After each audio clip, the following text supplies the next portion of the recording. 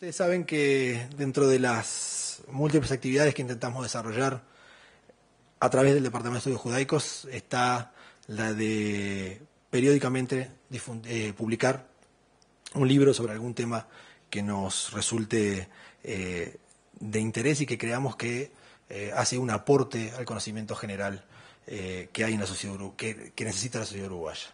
Con la realización de actividades en torno al cincuentenario del juicio a Adolf Eichmann, unas conferencias que Gustavo brindó aquí, bueno, decidimos llevar de alguna manera, no las conferencias, pero sí el tema a una publicación para poner lo que ese tema significa y las repercusiones que ese tema tiene sobre la Shoah y sobre otras tantas cosas más también en general, y bueno, decidimos llevarlo a un libro que es lo que estamos presentando hoy. No fue un desafío menor, no es porque va a ser ahora, ¿no? Comentar este libro y ahora van a ver por qué. Leyendo el libro me hizo acordar a una cosa que me pasó como editor cuando trabajaba en una revista. Era un tiempo en el que en Uruguay no había espectáculos de boxeo y alguien organizó una velada de boxeo en un gimnasio que está cerca de acá en Boulevard España, o que estaba. Y hace años que no había, y uno de los periodistas que trabajaba conmigo me dijo, ¿qué te parece si vamos, si hacemos una crónica de quién va, cómo es, qué pasa, si hace tanto que no hay boxeo en Montevideo, puede ser interesante? A mí la verdad que el boxeo no me motiva mucho, pero era verdad, era un pequeño acontecimiento, así que le dije, bueno, andá y contá qué pasa. Cuando volvió el periodista escribió una crónica que era muy divertida y muy... Yo quedé muy contento cuando lo publiqué, porque lo que él contaba era que hubo varias peleas, que en la pelea más importante, un boxeador era permanentemente alentado por lo que mi periodista decía que era el novio de él. Es decir, era una persona muy amanerada que decía, pegale, ¿no?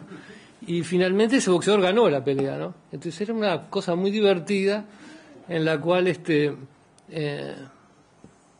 un boxeador homosexual era suficientemente corajudo para ponerse en un ring y todavía para tumbarlo al otro y ganar la pelea.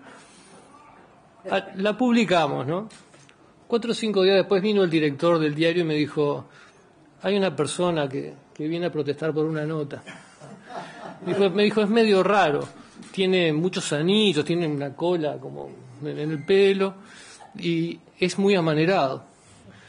Y era el que alentaba al boxeador. No era el novio, era el padre adoptivo. ¿Por qué me acordé de esto? Leyendo el libro, que no tiene nada que ver, y espero no ser acusado de banalizador por contar esta historia, porque mi periodista había querido acomodar los hechos a la realidad que a él le gustaba. A él le hubiera gustado que hubiera un boxeador homosexual súper valiente que tirara al otro. Y posiblemente lo haya en algún rincón del mundo, o haya muchos en muchos lugares. Pero la pelea que él fue no era. Y él, para poder construir esa realidad, no le fue a preguntar al señor que alentaba, dígame usted, que lo alienta tanto, ¿qué es de este señor? Y le hubiera dicho, soy el padre, soy el papá, estoy muy contento con mi hijo. Entonces, para construir la realidad, omitió averiguarla, digamos, y la construyó. Después tuvimos que pedir perdón, ¿no? Y deconstruirla, digamos, ¿no? Este libro es un libro sobre hechos, digamos, sobre hechos como debimos hacer nuestra crónica. Son hechos muy importantes, son hechos sobre los que siempre volvemos y sobre los que siempre vamos a seguir volviendo, porque la pregunta de fondo, que es cómo pudo pasar esto, va a seguir vigente siempre, digamos, y nunca va a poder haber una respuesta definitiva. Es un libro muy valioso por varios motivos. Un motivo nomás sería porque es un libro que habla del Holocausto y permite conocerlo, digamos. Y en estos días, por lo menos para mí resultó bastante patente lo poco que se sabe todavía, ¿no? Uno dice, bueno, otra vez sobre el Holocausto, pero mismo en los debates del Mundial, por ejemplo, de fútbol, a propósito de esto que pasó con los jugadores de Alemania en su festejo, yo he visto en las redes sociales comparar la polémica argentino-brasilera esas chanzas que se hacen con el Holocausto, por ejemplo. También la palabra genocidio se está usando mucho en el conflicto Israel-Gaza, Israel-Hamás. Entonces, falta mucho, hay mucho desconocimiento sobre esto, hay mucho por escribir, hay mucho por averiguar, y ya solo eso haría de este libro un libro muy valioso, pero hay más, ¿no? Es decir, el otro día, justamente hablando de lo poco que se sabe de lo poco que hay cosas que no se saben todavía, me interesé por un tema, encontré un recorte que yo mismo había recortado hace mucho tiempo, que era sobre cuando Tabaré Vázquez, creo que fue Tabaré Vázquez que visitó el Yad Vashem en Jerusalén. Él llevó como donación la partida de nacimiento, creo, de una uruguaya que murió en Auschwitz, creo que fue así. Exactamente, cuya hermana vive todavía en Montevideo, ¿no? Exactamente. El tema me interesó y entré a buscar, y así en una búsqueda rápida, sin dedicarle mucho tiempo, encontré 10 uruguayos o uruguayos o personas que vivían en Montevideo y por algún motivo estaban en Europa, que murieron en el Holocausto. No una, sino 10. Y no en una búsqueda exhaustiva, sino en una búsqueda que le dediqué yo, que es una tarde, vamos a decirle. Me quedé con esa espina, con las ganas de averiguar quiénes eran, qué pasó, en fin. Pero hay tanto por averiguar, tanto por decir todavía. Así que bueno, este libro en ese sentido es un aporte impresionante. El disparador del libro es el juicio Eichmann, ¿no? El máximo ejecutor de la solución final. Empieza con su secuestro en Argentina, su traslado a Israel, el juicio, y ¿por qué es muy conocido? Bueno, todos estos factores hacen que sea un caso paradigmático. ¿Quién era él? El secuestro en Argentina, pero sobre todo lo que ha hecho de un caso que sigue hasta hoy son la visión del juicio que dio Hannah Arendt, ¿no? Que inclusive ahora hemos visto en el cine una película muy recientemente. El libro tiene muchísima información, pero es difícil que cuando ustedes lo lean van a encontrar toneladas de información. Tiene casi 1000 notas al pie, con eso les digo. Es decir, es un libro que te abruma por momentos de la cantidad de información que tiene. Tiene mucho trabajo, que en ese caso te felicito.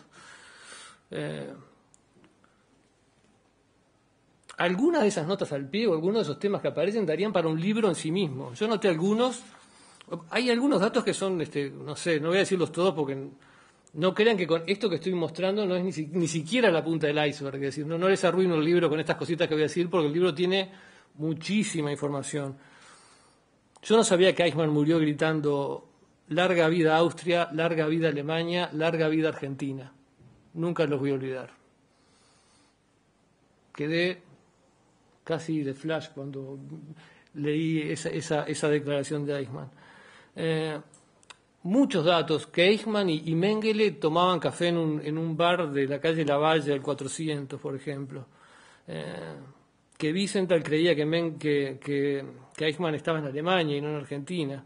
Está la historia que merecería un libro, y yo vi que hay entre las notas al pie, porque este libro tiene una cosa que es impresionante, que es como una especie de mapa. Si a uno le interesa el tema, tiene tantas notas al pie, tantos autores citados, que te sirve como una especie de mapa si uno quiere conocer más sobre este tema, digamos, ¿no? Nadie se va a arrepentir de tenerlo porque le va a permitir, y a mí en estos días que he estado con ese libro, me he sumergido en Internet a buscar autores que están citados y me interesó lo que dicen, a saber más de ellos, ¿no? Una de las historias que aparece ahí, que me parece que merece un libro, pero creo que quizás lo haya, porque hay un libro citado que se llama Los días de Eichmann en Argentina, o algo así, digamos. Quizás ya esté contado ahí, me interesaría mucho leer ese libro, pero está la historia de un señor, Hermann Lothar, que fue el que terminó denunciando a Eichmann, digamos. Es una historia increíble, porque Lothar había estado en un campo, era un alemán nacionalizado argentino, con media ascendencia judía, que por un azar de la vida, su hija se ennovió con un hijo de Eichmann, digamos, y ahí se cruzaron sus vidas, creyó reconocerlo, hasta que finalmente tuvo la certeza y fue el que lo denunció, ¿no? La vida le dio la oportunidad de la gran venganza, ¿no? Y luego, después reclamó la recompensa que había. Israel demoró muchos años en dársela, finalmente se la dio, en fin, hay toda una historia que está muy buena. Así como esa, hay muchísimo. La historia de los nazis cristianos, una especie de secta que intentó adaptar la Biblia al nazismo para poder decir que eran al mismo tiempo nazis y cristianos. Un grupo de judíos vengadores que después de la Segunda Guerra emprendieron acciones directas y en 1946 lograron envenenar con arsénico una cantidad de SS que estaban en una especie de cárcel o de historias que yo desconocía, pero cantidad que me fueron sorprendiendo página a página en el libro y sobre las cuales quiero saber más. Es decir, el libro me ha sido un disparador de una cantidad de historias sobre las que quiero saber más. Ahora, es información llena de contexto, digamos, no es información suelta, no son anécdotas, no es un libro que te abrume con pequeñas historias, no, es información muy bien contextualizada. Por ejemplo, un capítulo que impresiona mucho es el capítulo de la judeofobia en Europa y sobre todo en Alemania, digamos, ¿no? Hay documentos, citas, trabajos filosóficos mucho antes de los nazis, mucho antes de Hitler, que dicen cosas que si uno las lee solo creería que podrían haber sido escritas por los nazis, digamos, pero no, están escritas mucho tiempo antes, ¿no? Hay una que... Y la carta. Sí, es impresionante, sí. Que está en la página 32. Cada judío es una prueba de debilitamiento de nuestra vida nacional y del poco valor de lo que llamamos religión cristiana. Se necesita el duro corazón del cocodrilo para no compadecerse de los pobres alemanes explotados, y lo que es idéntico, para no odiar a los judíos. Alimañas a la que debe pisarse hasta matarlas. Con gusanos y bacilos uno no negocia, ni se los educa, se los extermina lo más rápida y cabalmente posible. Esto lo escribió un señor, Paul de Lagarde, que vivió entre 1827 y 1891, es decir, mucho antes de los nazis, digamos, ¿no? Así que es información, mucha información, pero muy bien contextualizada. Y ese capítulo sobre la judeofobia en Europa es un capítulo que te permite entender mucho de lo que a veces cuesta entender. ¿Cómo pudo pasar esto? No digo que el capítulo te lo explique todo, porque hay cosas que igual uno no le entran, pero ayuda mucho. Así que bueno, es un libro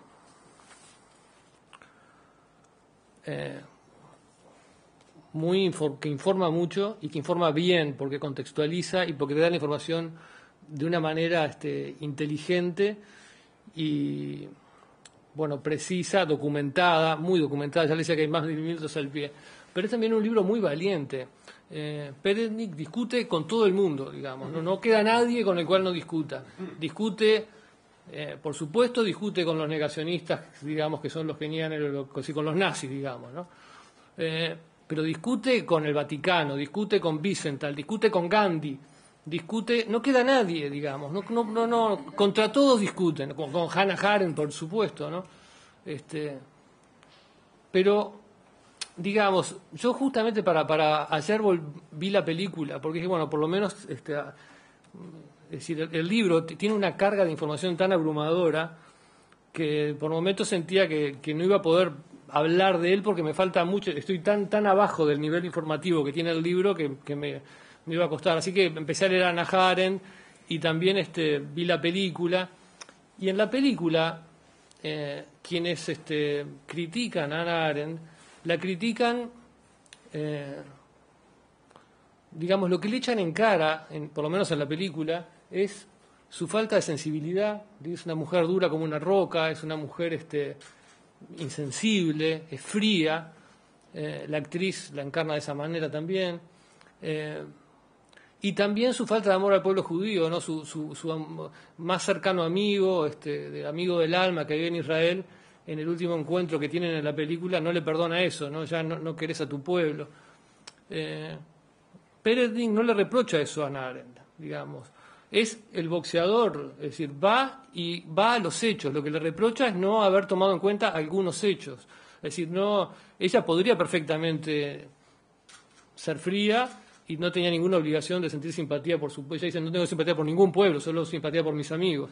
Bueno, no entra en ese terreno, entra en el terreno de los hechos. Es decir, esa es la manera en la que el libro discute con todos, discute con, como ya les dije, el Vaticano, los nazis, en distintos grados, por supuesto, ¿no? Yo estoy diciendo, no trata a todos por igual.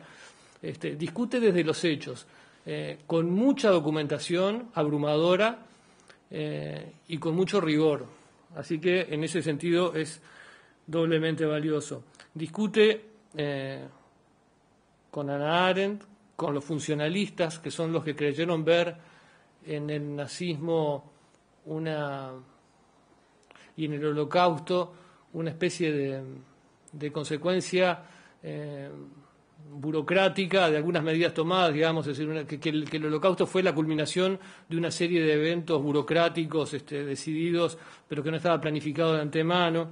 Discute con los que lo minimizan, discute con los que lo relativizan, pero con todos discute, aparte documentadamente, con mucha altura, ni siquiera con los negacionistas, que yo no tenía ningún problema en calificarlos de nazis, Pedernik los descalifica, sino que dice lo que ellos dicen y luego aporta la documentación contraria que los refuta, digamos, ¿no? Y ese es el método que sigue a lo largo de todo el libro y lo que le hace un libro especialmente valioso.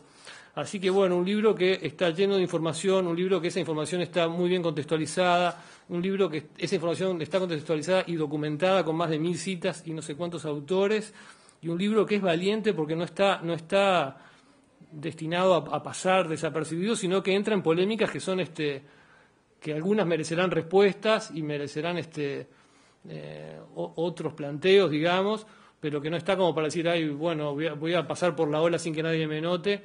Creo que es un libro muy valioso y que lo recomiendo para todos y te felicito. Muchas gracias. Sumamente agradecido, Leonardo, por tus palabras, por la atención que pusiste en la lectura, menos en los elogios, coincido en lo que vas descubriendo en el libro. Nuevamente mi agradecimiento, como siempre, a la Universidad Ort. No soy yo el que responde a los desafíos, es la Universidad Ort la que los crea, y en ese sentido Charlotte no solamente es el alma mater de la universidad, pero en mi caso mentora particular de cada una de las iniciativas bibliográficas que fuimos tomando a lo largo de estos años, y sé que en particular la ha motivado por el tema que le toca tan de cerca, y también en el sentido me complazco de que la obra haya resultado de su satisfacción. Y gracias a ustedes por estar presentes en el día de hoy. Vinieron muchos amigos que en general no vienen a mis conferencias, y tómenlo esto como un reproche amistoso, pero sí en una presentación del libro tengo la suerte de reencontrarme.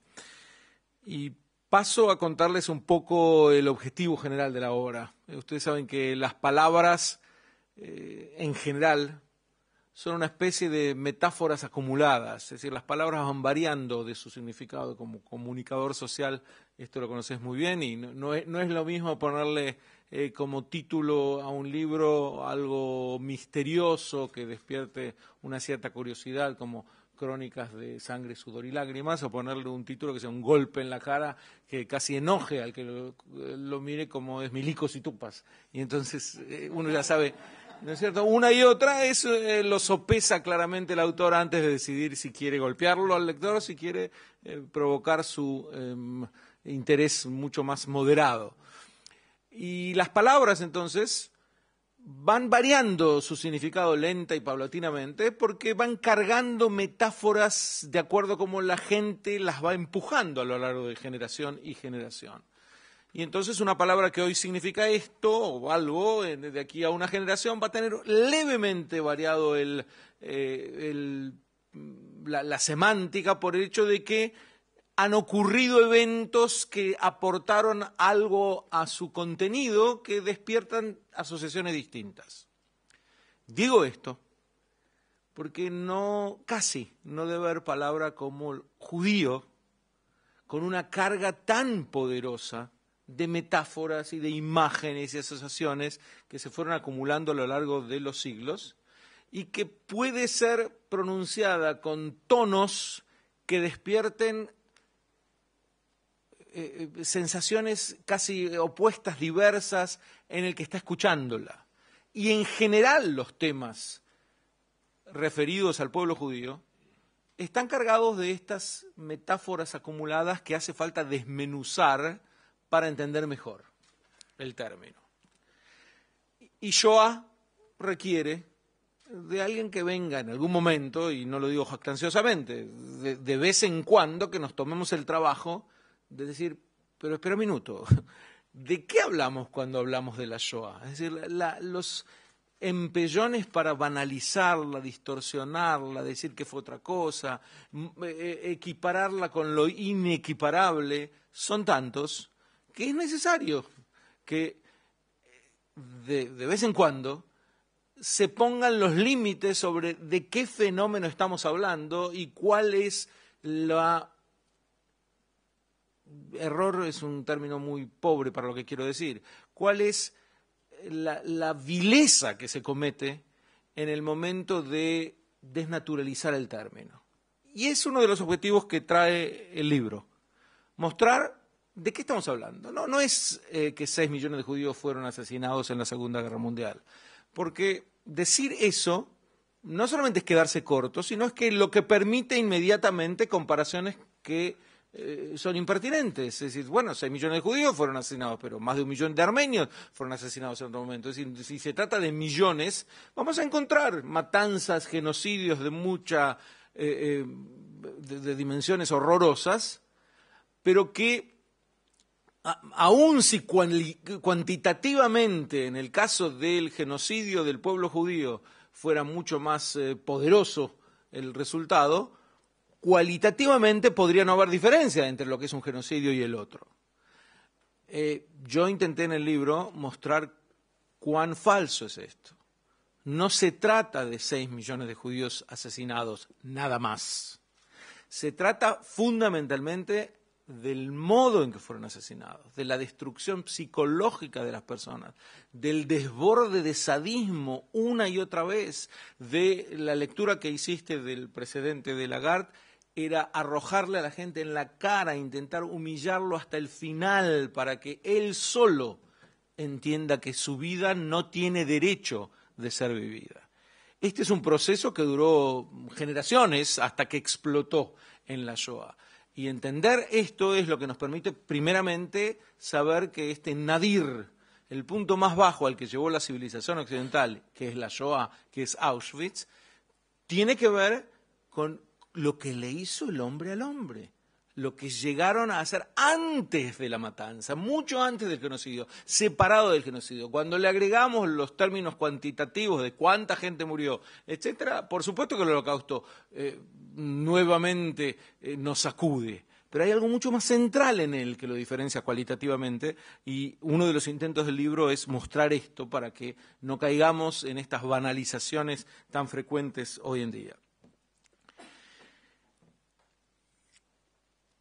Uno de los asesinados estudió el tema de la conciencia colectiva, es un psicólogo poco conocido, lo menciona ahí en una de las notas que tanto te impresionaron por su cantidad, y muestra que lo que nosotros sentimos de nuestra historia es una especie de conciencia colectiva que se va generando a partir de eventos que cada generación produce y que nos reescribe nuestra historia colectiva de común acuerdo según lo que nos va ocurriendo.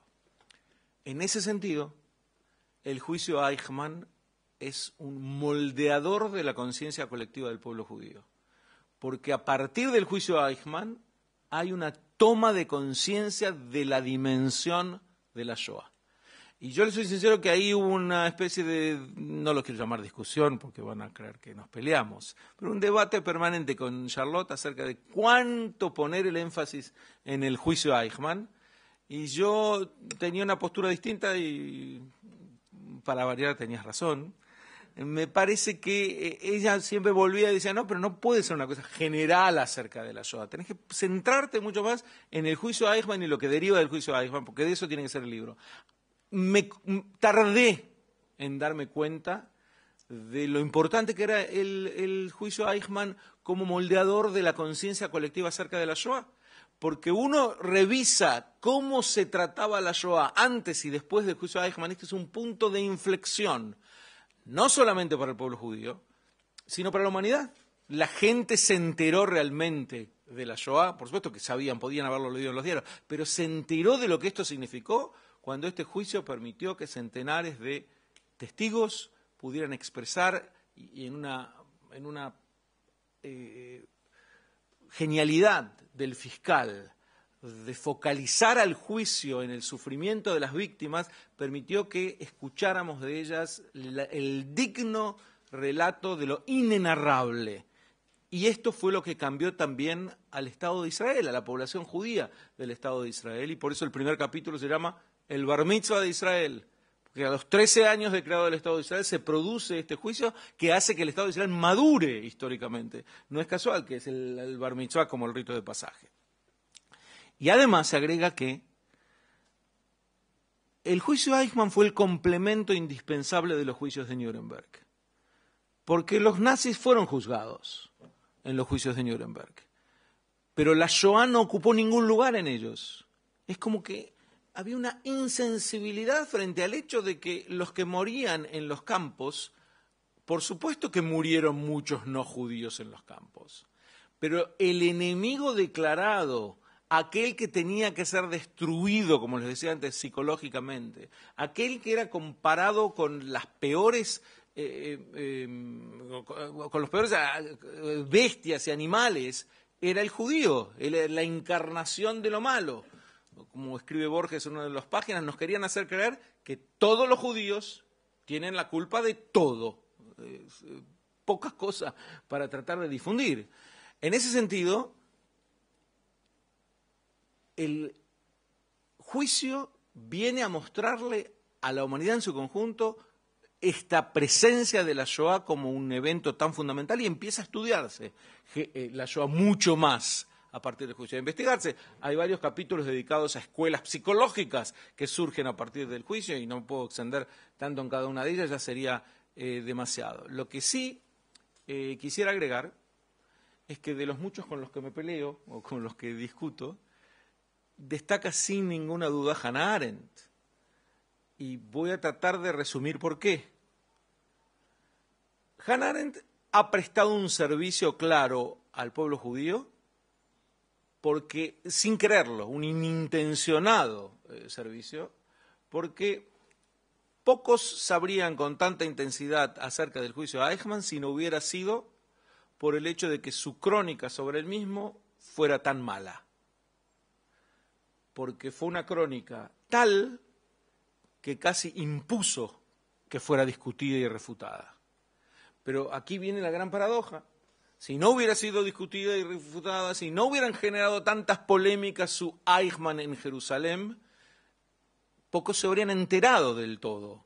Es decir, esta es la paradoja que se da muchas veces. Es decir, a veces nos preguntamos, ¿es mejor discutir con él o es mejor dejar pasar esto? ¿Es mejor rebatir esta idea o es mejor dejarla pasar? Porque si la rebatimos inmediatamente le damos entidad, tal vez no vale la pena. Hay veces que no hay salida, que la confrontación se impone de por sí. Pero este sería un ejemplo excelente de esa situación. Como el hecho de que Hannah Arendt crea uno de los conceptos más funestos de la modernidad, y ahora lo voy a detallar, y a partir de la creación de este concepto empiezan a surgir los anticuerpos que permiten entender mejor el fenómeno. El concepto, por supuesto, es la banalidad del mal. La mujer creía, dice ella misma, que se iba a encontrar con un monstruo moral, que se iba a encontrar, no sé realmente con qué creía que se iba a encontrar, pero se decepcionó porque se encontró con un burócrata gris que era cualquiera de nosotros puesto en esa situación. Y a partir de esto crea este concepto, que es el subtítulo de su libro, de la banalidad del mal. El mal básicamente no existe, es el resultado de circunstancias. No hace falta ir mucho más lejos. Mario Vargas Llosa hace poco escribe un artículo en la prensa en general sobre esta banalidad del mal, y se suma plenamente. Dice, con estas palabras, yo cito su artículo, es otro más de los con quien me peleo, y él dice, podría ser cualquiera de nosotros es Eichmann si está en esa situación. Si es así, yo no sé cómo uno puede vivir tranquilamente mirando en su derredor y sintiendo algún aprecio por la raza humana, porque el mal no es banal. Lo que le ocurrió a Hannah Arendt es que el mal es astuto y ella no se dio cuenta. todas las declaraciones de Eichmann eran tomadas al pie de la letra como si cada cosa que él decía fuera cierto. Yo no sabía, no estaba, etcétera. ¿Vieron? No sabía, no estaba. Entonces, ¿cómo puede ser? Pero es obvio que parte del mal es engañar, que parte del mal es decir, yo no sabía y yo no estaba. Eso no quiere decir que todo el mundo pueda estar en esa situación. Por supuesto que todo el mundo podría estar en la situación del juicio de Eichmann. Cuando uno quiere defenderse puede mentir, y en la mentira para defendernos sí caemos con frecuencia. ¿Pero qué tiene que ver esto con ser el protagonista del asesinato de 6 millones de personas? Cualquiera puede caer en esa situación, en matar a niños y torturar a indefensos y visitar los campos y los hornos crematorios. Cualquier ser humano puede caer en esa situación si le imponen las circunstancias que él deba firmar papeles. Ahora, todo esto no lo descubrí yo en lo más mínimo, ni creo que soy un gran pionero en la materia. Yo lo aprendí de Daniel Jonah Goldhagen, de su libro que it's a must cuando uno quiere aprender sobre el Holocausto. Los verdugos voluntarios de Hitler. Cito al comienzo para que aquellos que se especializan en el Holocausto, que conocen bien el Holocausto, para ser honestos con ellos, les digo desde el comienzo cuáles son los libros básicos que me han guiado, porque he elegido, hay ciertas corrientes de estudio del Holocausto que son más atendibles que otras. Goldhagen muestra a las claras que eran mitos los que sostenían que los alemanes tienen una tradición de no violar las leyes, de ser muy respetuosos de las leyes, y por eso cumplían burocráticamente con las leyes que le daban. Él muestra que era al revés. Cuando al final de la guerra Himmler da la orden, que cumplen con todas las órdenes, quise decir. Himmler da la orden de que hay que detener la matanza de judíos por una cuestión oportunista, y continuó. Y los que sabían que les habían ordenado que tenían que dejar de matar, seguían matando y seguían torturando. Lo muestra a las claras. El libro es contundente, categórico al respecto. No hay manera de salir de esta situación. Y otra de los aportes grandes que hace Goldhagen es, bien lo cita Leonardo, la discusión entre intencionalistas y funcionalistas respecto al Holocausto. Porque los intencionalistas es la escuela que muestra que había una intención desde el comienzo de asesinar a los judíos, y los funcionalistas dicen que no había tal intención, que fue una especie de... fueron cayendo en el pantano a medida que la guerra les fue marcando las circunstancias. Uno podría decir, ambas opiniones son perfectamente legítimas y respetables, pero hay un problema serio con la segunda, y es que lentamente lleva a la banalización. Si son las circunstancias, uno podría dar una vuelta más y decir, en realidad no hay responsables. Lo de Hannah Arendt responde perfectamente a esto. Es decir, no había, toda la gente finalmente era parte de una maquinaria muy grande, y esta maquinaria se perdía. Y Zygmunt Bauman dirá que era la modernidad, o cada uno trae soporte. Mirá, eran pequeños engranajes y uno no sabe finalmente dónde poner el dedo acusador, y realmente el juicio de Eichmann pasa a ser realmente un trámite burocrático más. Pero yo les decía, el juicio de Eichmann viene a complementar a los juicios de Nuremberg, porque en estos se acusa al nazismo por crímenes contra la paz y por lo que el nazismo representó, pero se olvida fríamente de cuál fue la peor de las víctimas del nazismo, aquellas con las que el nazismo se ensañó en particular. Y entonces es como las películas sobre Auschwitz desde hace 20 o 30 años, que hablaban de cómo habían asesinado en ese campo de la muerte a polacos y a serbios y a croatas, a yugoslavos y a húngaros y a austríacos y a etcétera, etcétera, etcétera, y la palabra judíos no aparecía en la película ni una sola vez. Nadie se terminaba de aprender lo que había ocurrido, y nadie se enteraba de que el Holocausto había sido una campaña para exterminar al pueblo judío. Era claro que había judíos de todos los países del mundo, pero es muy difícil pensar que quien hacía semejante aproximación al hecho lo hacía con ingenuidad, que soslayaba totalmente hasta el punto del negacionismo la presencia de los judíos, simplemente porque así quería relatar las cosas y no le parecía que había que entrar en detalles, por ponerlo de algún modo.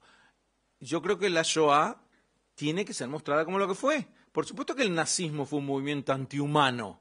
Por supuesto que es lo peor que le pudo pasar a la civilización, el último fruto podrido, por llamarlo de algún modo, que tuvo el desarrollo del romanticismo alemán, uno podría llegar a decir. Por supuesto que era contra la humanidad, pero tenía un enemigo muy claro, muy declarado por ellos. Ellos se ensañaron con un enemigo, con sus niños, con sus inocentes, no importaba lo que pensaban, lo que dijeran, lo que sintieran, lo que actuaban. Esto no puede ser soslayado, porque entonces no estamos hablando ya de la Shoah, estamos hablando de otros fenómenos. La Shoah fue el plan para exterminar al pueblo judío, un plan que casi logra sus objetivos. Cualquier intento por mostrarlo de otro modo nos lleva lentamente, aun si es bien intencionado ese intento, nos lleva lentamente a la distorsión de la Shoah que tanto trato de denunciar desde el juicio Eichmann. Hay un tema que también, aquí sí me parece que hay un aporte un poco, digamos, un poco más original. Es en un capítulo, una parte que he titulado Sadismología. Y sin ser psicólogo, es muy difícil no internalizarse un poco en este tema si uno habla de la Shoah. Y lo que me parece que resume toda esa parte, porque muchas veces se omite hablar de estos temas, porque parece que uno entra en lo morboso cuando cuenta que los torturaban y cómo los torturaban y qué había pasado y qué había hecho este y qué había hecho el otro médico, los experimentos médicos con niños. Y si entra, por supuesto que no es la mayor parte del libro, son algunas páginas, pero si no menciona esto, es un problema, porque no lo menciona. Entonces el lector o el que trata de estudiar sobre la Shoah no se da cuenta de la dimensión de lo que esto representó. Entonces hay que mencionarlo en algún momento y creo que yo le di la dosis que me parecía necesaria en el libro y que la resumí, y a esto iba, con el caso muy poco conocido de un tal Peter Kürten, al que llamaron el monstruo de Düsseldorf. Tal vez este fue una de los eventos que te llamó la atención como desconocido, que fue en 1929. Que era un individuo nacido de una familia muy violenta, el tercero de 13 hijos, Peter Kürten, totalmente desconocido, que desde niño vio como su padre maltrataba, abusaba, vejaba a su esposa, digamos, a la madre del niño y a sus hermanas, hasta el punto lo vio que al poco tiempo él fue parte de abusar y vejar y golpear a sus hermanas. A los 9 años confiesa que cometió su primer asesinato, haciendo ahogar a 2 niños que estaban nadando. Se dan cuenta ya del tipo de personaje del que estoy hablando. Un psiquiatra llamado Carl Berg lo fue a entrevistar, le escribió en base a eso un libro llamado El Sádico, donde cuenta cómo fue este monstruo de Düsseldorf. Hasta aquí los eventos. Lo que a mí me llamó poderosamente la atención fue algo que tomé para el libro de Desde Eichmann. Y es que cuando le preguntaron en el juicio a Kürten por qué mataba, él contestaba, estamos hablando de decenas de personas, que le producía placer sexual. El violar, castigar, matar, etc. No debe ser el único individuo así, el único sádico, pero lo que viene después es lo fundamental en el caso. Después de ya haber tener sus entrevistas con abogados y con periodistas, cambió la versión y cuando le preguntaron la segunda vez, ya reciclada, por qué mataba, dijo, porque quería devolverle el golpe a una sociedad opresora. Entonces aquí se ve la lacra más repelente de la sociedad humana que acaba de ideologizar su violencia sádica. Y él ya te dice, yo le estoy devolviendo el golpe a la sociedad opresora. ¿Por qué lo traigo? Porque ideologizar se puede todo, pero uno tiene que saber reconocer en dónde viene la gran mentira, que es la cáscara de lo que está ocurriendo aquí, cuando no hay más que un impulso violento de destruir, de vejar, de matar, etc. El nazismo es eso. Es Peter Kürten. El nazismo fue este impulso. Es el impulso más desgarrador que podemos reconocer en la historia humana. Ahora, por supuesto que después lo revirtieron de todo tipo de ideología. Yo me encargo, y no solamente en este libro, de demostrar cómo estas ideologías eran falsas de falsedad absoluta. No había nada de racismo en el nazismo. Hacían pactos con pueblos de cualquier, entre comillas, nivel racial, y combatían contra los de raza más pura, y el oportunismo máximo para decir quién sí es judío y quién no es judío. Todo esto era una cáscara con la que intentaban vender lo básico, que era este deseo permanente de esta gente y de esta morralla humana que lo seguía, de violentar, de perturbar, de destruir. Hay varios historiadores que cito al respecto. El nazismo fue eso, al comienzo y al final. En el medio, cuando tuvo alguna de sus victorias máximas, ahí trató de ser un poco más racional, y es lo que nos confunde a veces, porque ahí vienen figuras, uno no puede creer que hubo premios Nobel que fueron nazis, uno no puede creer que Heidegger se sumó al nazismo y que nunca se arrepintió, verdaderamente nunca pidió perdón por haberlo hecho. Hay lumbreras que eran nazis que uno los desconcierta, porque hubo un momento, una etapa, que les permitió, digamos, sumarse a ciertos toques de racionalidad que hubo en algún momento. Pero básicamente esta gente no era más que Peter Kürten. Y por eso me quise detener en particular en un capítulo, me pareció en algún momento excesivo, no sé qué dirás, que me detengo demasiado en la biografía de Hitler, ¿o no? No, bueno, este examen lo pasé. ¿Vos también pensás que no? El tema es que me detengo tal vez demasiado, no ocupa tantos capítulos, pero uno dirá, ¿para qué? Es decir, ¿qué tiene que ver el detenerse dónde estuvo y qué le pasó en Viena? Porque vemos el desarrollo de una personalidad cuasi diabólica, que era básicamente un malandra. Es decir, esto es lo que desconcierta. Estamos hablando de un individuo que no tenía ninguna educación, que había fracasado hasta en su escuela secundaria y desertó de los estudios, que cada paso que quiso dar era una mayor frustración que le mostraba a él cuánto su genio no era reconocido por la sociedad porque no pegaba una en nada, que cuando estuvo en Viena vivía en las plazas vendiendo un dibujo que podía hacer con otro malandra con el que se pelearon por unas monedas. Uno lee esta biografía y dice, pero lo que no podemos entender, cómo el pueblo de los más grandes poetas, filósofos y músicos cayó en las garras de un malandra sin ninguna preparación. Por eso me pareció que mostrar esto, digamos, las partes biográficas menos conocidas tal vez de Hitler, iba a llevar a entender que él lo que pudo hacer como nadie, este océano de odio que portaba este individuo, era despertar los sentimientos más morbosos de la población. Y aquellos que sintieron que podían canalizar su morbosidad, vieron en él el gran líder, aquel que podía, con el que se podía hacer de todo lo malo imaginable, legal, aceptado, lo que transformaba al sadismo en algo legítimo. En eso tuvo su gran éxito, y para eso no hacía falta gran preparación, y por eso se justifica con una biografía tan deleznable. Hay dos o tres temas más que me gustaría compartir con ustedes y que vienen en el libro. Uno es lo que yo llamo el síndrome de Paty-Duclam, y esto se refiere a que Paty-Duclam fue el que inventó el caso Dreyfus, el que fabricó el caso Dreyfus, y su hijo fue el que colaboró con la Francia de Vichy para mandar a los judíos a los campos de la muerte en la Francia ocupada.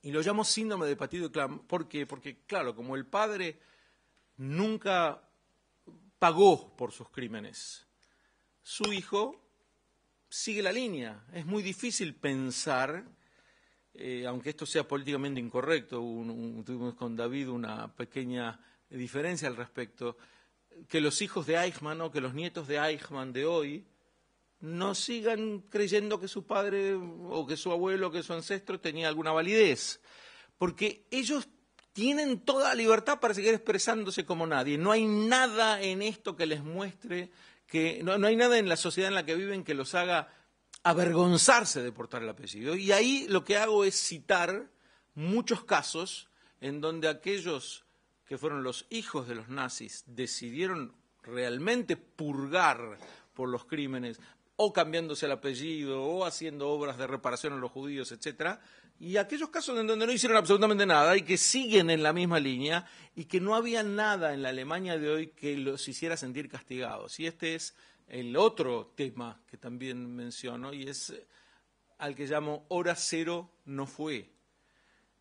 Que hay un secreto a voces, y es que en realidad nadie pagó por el nazismo, nadie pagó por la Shoah. Es decir, ¿cuántos fueron juzgados en los juicios de Nuremberg y Eichmann? Es cierto, son todos casos simbólicos, pero estamos hablando de millones de personas que estuvieron involucradas en esto y que siguieron siendo jueces y que siguieron siendo empleados públicos y funcionarios, y que muchos datos de la Alemania de hoy, aún la Alemania de hoy en la que reconocemos un intento, sin ninguna duda, y un esfuerzo muy grande por desnazificarse, e insisto, para que no se malentiendan mis palabras, lo digo muy claramente, un esfuerzo muy grande por desnazificarse, todavía hay ciertos elementos que permiten bolsones de piedad para aquellos que continúan con la línea nazi. Lo que yo no digo que tenga solución, digo sencillamente siguen existiendo, y entonces se hace muy difícil exorcizar el nazismo de todo en sociedades donde hay partes que siguen permitiéndolo.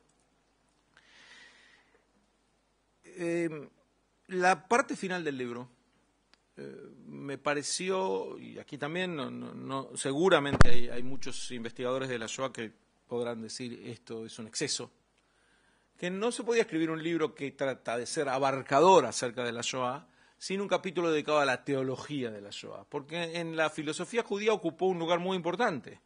Ya no, pero ocupó un lugar muy importante. ¿Cómo entender los conceptos básicos de la creencia en un Dios protector y benévolo frente a lo que le ocurrió al pueblo judío en la Segunda Guerra Mundial, que es el que dice portar la Torá de este Dios benévolo? Entonces se generó una literatura vastísima que se llamó Teología de la Shoah, que yo intenté resumir en un capítulo, porque me pareció que no cabía dejarlo de lado enteramente, pero entiendo perfectamente que a algunas personas pueda parecerle fuera de lugar y no pierden nada, en todo caso, salteando el capítulo, porque no continúa con otros. Y el final es un capítulo que a mi juicio sí es indispensable, y es una especie de manual para el educador. ¿Qué enseñar? ¿Cómo enseñar? ¿Qué preguntas plantear? ¿Qué preguntas no plantear? Porque desde que las Naciones Unidas decidieron por unanimidad que el Holocausto tiene que ser enseñado, que hay un 27 de enero que debe ser recordado como la fecha relativa al Holocausto, y están hablando del exterminio del pueblo judío, no de grandes generalizaciones de la malignidad del nazismo, estamos hablando del exterminio del pueblo judío, debería ser enseñado en escuelas por doquier. Es muy importante desarrollar esta área de educación sobre el Holocausto, cómo hacerlo. Yo tengo alguna experiencia en el tema, en escuelas judías y no judías, y en base de ella, y en base de las lecturas que la acompañaron, fue que escribí un capítulo dedicado a cómo orientarse, cómo un educador puede orientarse para que el Holocausto sea presentado como lo que debe ser, y todos los debates en torno del mismo contextualizados. Leonardo lo dijo muy ocurrentemente, me peleo con todos. En rigor, en muchas partes traigo peleas de otros y simplemente las dejo ahí, mostrando por dónde pasa el debate. Y esto también es importante. Hay muchos temas referidos a la Shoah que siguen siendo motivo de debates entre historiadores. Por ejemplo, ¿por qué Alemania? Es decir, ¿cómo llegó Alemania a este nadir? Hubo un Sonderberg, un camino especial. Hay algunos historiadores que sostenían la historia alemana fue una historia distinta del resto de los países europeos por cómo saltearon las posibilidades de la democracia. Lo explico más o menos resumiendo lo que es este debate. Y otros que dicen no, es decir, el nazismo fue una especie de desvío en la historia natural de los alemanes, fue un un deterioro pasajero, o alguien lo llama un obstáculo en el desarrollo de Alemania, pero no era la consecuencia natural de la historia previa de Alemania. Leonardo trae citas, digamos, él dice que lo impresionó la judiofobia alemana previa a la Segunda Guerra Mundial, pero eso claramente muestra cómo el Holocausto no empezó de la nada, es decir, hubo generaciones que habían puesto entre comillas, al problema judío en el centro de sus preocupaciones, que se escribían libros y libros y libros hablando de cuál es el problema judío y cómo solucionarlo, en algunos casos espeluznantes,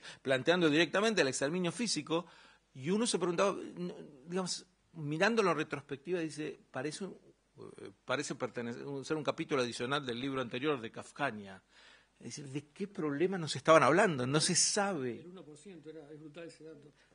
Eran solamente el 1% de los judíos en Alemania, pero además el problema que planteaban era un problema enteramente de la cabeza de ellos, es decir, era una cuestión, y algunos decían, es un problema cósmico, no podremos, ¿qué le va a pasar a Alemania si no resolvemos este problema? Esta obsesión no casualmente precede a la Shoah, y es algo que hay que entender también, el rol de Alemania en esto. Alemania no va a ser un pueblo más para el pueblo judío, no es un país más para el pueblo judío, por lo menos por algunas generaciones más, y el libro también parte desde esta base. La relación del pueblo judío con Alemania es tan especial, no tan, pero casi tan especial, como podría ser la relación del pueblo judío para con Israel. No es un país más. En la conciencia colectiva del pueblo judío hay una relación especial. Y en ese sentido cito varias fuentes con respecto a lo Alemania. Hay un momento que es la reflexión final que hago, y uno se queda atónito frente a esto, porque por un lado no cabe ninguna duda de que los alemanes de hoy, la mayoría de ellos ni nacieron durante la Shoah. No hay ninguna duda de que no podemos, yo ya no digo acusar, por supuesto que acusar, nunca se acusa a alguien que no es responsable de algo, pero siquiera hacerles compartir la responsabilidad de algo que es totalmente externo a su propia experiencia. Por un lado está claro que racionalmente es así, pero termino citándolo a Efraín Quillón y digo, bueno, pero la lógica esta se incineró en Auschwitz. Uno puede seguir repitiendo esto muchas veces, pero no hay ninguna duda de que lo alemán sigue despertando algo. Me parece que la dimensión de la Shoah, yo no diría que justifica, pero explica sentimientos antialemanes. Y trato de mostrar algunos ejemplos, incluso de alemanes. Es decir, hay un grupo, no sé si lo conocías, el grupo antialemán, que surgió en el momento de la reunificación de Alemania, y que tenía como lema Nie wieder Deutschland, Alemania nunca más.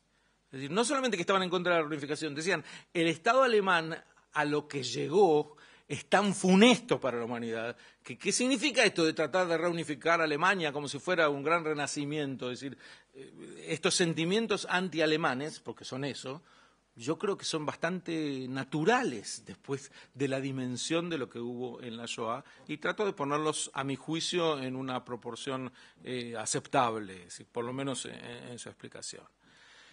En fin, el tema en sí de la Shoah me parece que, como bien dijo Leonardo, no se agota, y las explicaciones de cómo pudo llegar la humanidad a ese grado de sadismo no terminan ni son abarcadoras. Me parece que el juicio Eichmann es un punto de inflexión en el entendimiento de lo que la Shoah fue, y el problema de la banalización es un problema que continúa hoy no solamente con respecto a la Shoah, sino con respecto al mal en su conjunto. Porque uno de los casos que traigo, que también era bastante desconocido, es me topé en una de mis lecturas con una aldea, los Morioris, que vivían en un pueblo, una tribu que vivía en Nueva Zelanda. ¿Cómo? Muy bueno ese también. Y estos Morioris tenían una doctrina del pacifismo a ultranza, tan a ultranza que es no responder ante el mal. Si me atacan, no respondo, pero realmente puesto en práctica, hasta que fueron atacados por otra tribu.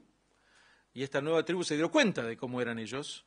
Entonces primero los esclavizaron, después los golpeaban, después los mataban, y el relato sigue, es histórico. Ellos respondían, los líderes de los Morioris decían, nosotros no creamos nuestra doctrina para cuando viviéramos bien, creamos nuestra doctrina para siempre. Entonces ahora que nos están maltratando vamos a decir, hay que cambiarlo. No, esto no hay que cambiar.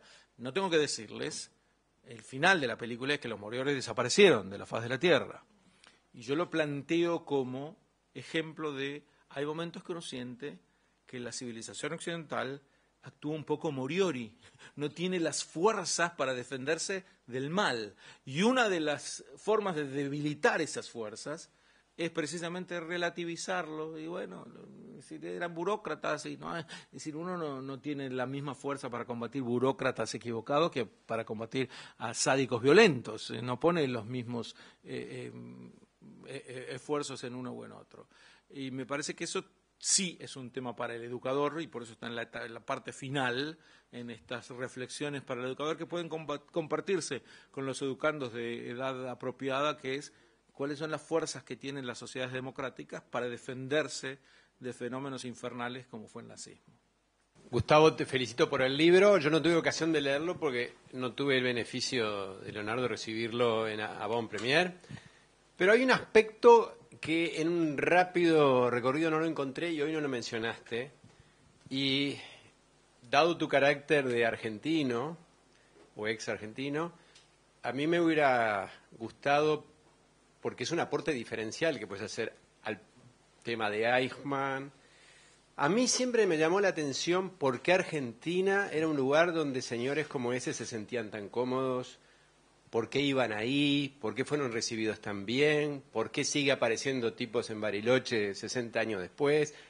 Es decir, uno entiende que Perón era fascista, pero no pasó lo mismo en España. No se llenó de nazis en España con una infraestructura, un ecosistema nazista funcionando. No pasó con Somoza. No pasó en Chile, donde hay una cultura alemana importante. No pasó en el sur de Brasil, donde hay una cultura alemana importante. Ni siquiera Stroessner. Entonces, ¿por qué Argentina? ¿Por qué Argentina fue un magneto? ¿Por qué se sintieron tan cómodos? ¿Por qué sigue funcionalmente allí? ¿Por qué Argentina? Primero, un honor que el rector de la universidad esté presente en la presentación del libro, un honor que haga una pregunta y un honor desilusionarte. Sí está. Hay un capítulo dedicado a la judeofobia en la Argentina.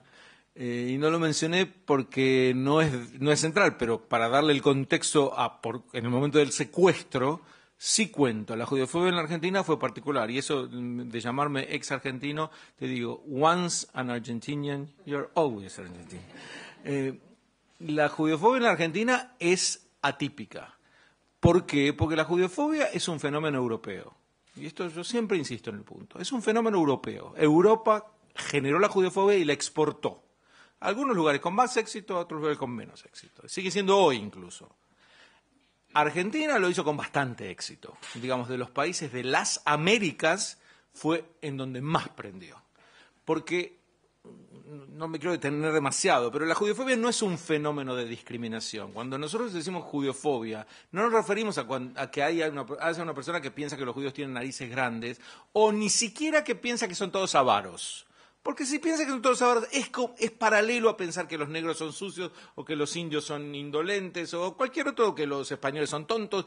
Todos estos prejuicios, de tan mal gusto como son, no llegan al nivel de lo que es la verdadera judeofobia, que no es un fenómeno de discriminación, es un fenómeno de demonización. No es lo mismo pensar que alguien es avaro o tiene nariz grande que pensar que mató a Dios, que domina el mundo, que quiere dominar el mundo, que bebe sangre de niños. Todo esto hace frente al objeto del odio una figura totalmente distinta que en el primer caso. En la Argentina, esta judeofobia prendió. No la anterior, que prendió en distintos lugares, pero esta en particular, que es la más grave, sí prendió. ¿Por qué? Hay una historia argentina de europeísmo. Y ese europeísmo importó de inmediato esta corriente funesta también al país, que después se fue desarrollando. El líder que vos mencionás también lo llevó a la práctica trayendo muchos nazis. Por lo tanto, diría, es difícil decir por qué, digamos, es difícil resumir por qué. Diría que la historia argentina va mostrando distintas etapas en donde primero el europeísmo hace que importen la France Juive de Edouard Drummond inmediatamente viene a la Argentina, y la primera novela que sale publicada en el Diario de la Nación, que es La Bolsa de Julián Martel, es una copia casi de La France Juive de Drummond, es decir, que traen directamente de Francia lo peor y después van montándose cada uno de ellos. Cuento algunos casos de algunos oficiales, funcionarios de muy alto rango en la Argentina que llegaron a ser judeófobos duros y parejos, y creo que el tema está abarcado. Haces bien en mencionarlo. No me parece central en cuanto al libro y no ocupa un lugar central, pero en el momento del relato del juicio a Eichmann me detengo en eso. Bueno, como argentino me tocó justamente vivir la época de Eichmann, en la época de que gobernaba Arturo Frondizi. El 25 de mayo de 1960 Argentina celebraba el sesquicentenario. Creo que fue en esos días en que secuestraron a Eichmann, que Argentina al poco tiempo reclamó por Richard Clement, no sé si te acordás, bueno, debes acordarte porque lo sabes, a lo que Israel negó rotundamente. Y bueno, a raíz de eso se creó un ambiente netamente antisemita, incluso poco tiempo después secuestraron a Graciela Sirota y Norma Mirta Pengerek. Graciela Sirota le tatuaron una esvástica en el seno y a Norma Mirta Pengerek la asesinaron. En esencia es más o menos eso, incluso como activaba en un centro juvenil, no se hicieron hacer cursos de ayuda y defensa personal para proteger las escuelas. Yo quería preguntarle algo. Yo siempre tenía la idea de que en los países donde hay más judíos hay más antisemitismo. Sin embargo, una vuelta en un viaje en Noruega, no sé qué, me decían los judíos que hay muy pocos judíos y sin embargo existe un gran antisemitismo. No sé, me quedó la idea que no es el hecho de que haya muchos judíos, bueno, por eso siempre tuve la idea de que donde hay muchos judíos hay más antisemitismo. Pero parece... Es una idea bastante antisemita, diría. Bueno, no, la verdad me alegra de que la haya descalificado.